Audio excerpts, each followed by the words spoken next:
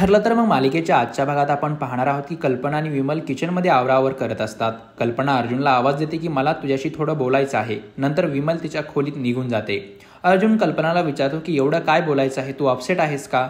यावर कल्पना म्हणते की मला तुझं वागणं अजिबात आवडलं नाही. अर्जुन काळजीने विचारतो, मी काय केलं? कल्पना सांगते, सायलीचा वाढदिवस लपून का ठेवला तू आमच्यापासून? तेवढ्यात अर्जुन काहीतरी खोटं उत्तर सांगणार. तेवढ्यात कल्पना त्याला बोलते, उगाच काहीही कारण देऊ नको, तेवढं ओळखते मी तुला.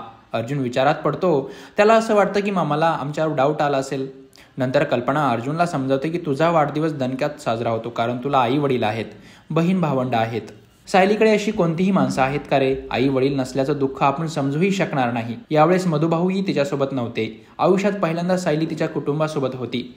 मला तिचा वाढदिवस असा दिवस संपता साजरा करायचा नव्हता. आता आम्ही तिचे पालक आहोत. तिला सुखात ठेवणं आमचं कर्तव्य आहे. अर्जुन कल्पनाची कान पकडून माफी मागतो. इकडे प्रियाची किल्लेदारशी खोटं बोलण्याची नाटकं चालूच असतात. ती म्हणते, आता आई असायला हवी होती. तिला माझ्या मनातलं नक्की कळालं असतं. मला मधुभाव आणि सायलीने खूप छळलं आहे. मी आश्रमात खूप दिवस उपाशी राहायचे, थंडीने कुडकुडायचे, पण कधी कोणी प्रेमाने अंगावर पांघरून सुद्धा घातलं नाही.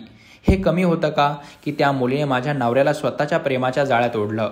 तरीही तुम्हाला त्या घराशी संबंध ठेवायचे असेल तर तुम्हाला अडवणारी मी कोण? किल्लेदार प्रियाची माफी मागतो आणि इथून पुढे ही चूक माझ्याकडून होणार नाही असं तिला बोलतो. अर्जुन रूममध्ये येतो तेव्हा सायली बर्थडेचे फोटो बघत असते.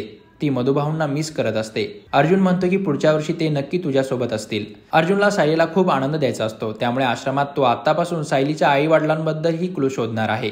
दुसऱ्या दिवशी अर्जुन ऑफिसला जायला निघतो. अचानक तो चैतन्याला कॉल करून सांगतो की आश्रमातील जप्त केलेले सामान मला पुन्हा एकदा पाहायचं आहे. सायलीच्या खऱ्या आईबाबांचा क्लू काही भेटतोय का ते चेक करायचं आहे. चैतन्य त्याची मस्करी करतो. मागून सायली कॉफी घेऊन येते आणि विचारते, तुम्ही मधुभाऊंना भेटायला जाताय ना? मला पण यायचंय. अर्जुन म्हणतो की तुम्ही नंतर जा, मला आज जाऊ द्या. मला माझ्या कामावर फोकस करू द्या. अर्जुनची सगळी तयारी सायली पटापट करून देते. मधुभाऊंना भेटायला जायचं म्हणून सायली खूप आनंदात असते. नंतर दोघेही मधुभाऊंना भेटायला जातात. प्रियाच्या हाताची जखम दुखत असते. किल्लेदार त्यावर मलमपट्टी करत असतो. प्रिया मनातल्या मनात बोलते की इथून पुढे मी किल्लेदारला कन्व्हिन्स करण्यासाठी अशी जखम करून घेणार नाही. किल्लेदार प्रियाला विपुलला भेटायला जा असं सांगतो, पण ती टाळाटाळ करत असते. अर्जुन आणि सायलीला मधुभाऊंना भेटायची परमिशन मिळते. आधी अर्जुन भेटायला जातो. अर्जुन मधुभाऊंच्या पाया पडतो. यशस्वी हो असा आशीर्वाद द्या असं त्यांना म्हणतो. मधुभाऊंचे डोळे सायलीला इकडे तिकडे शोधू लागतात.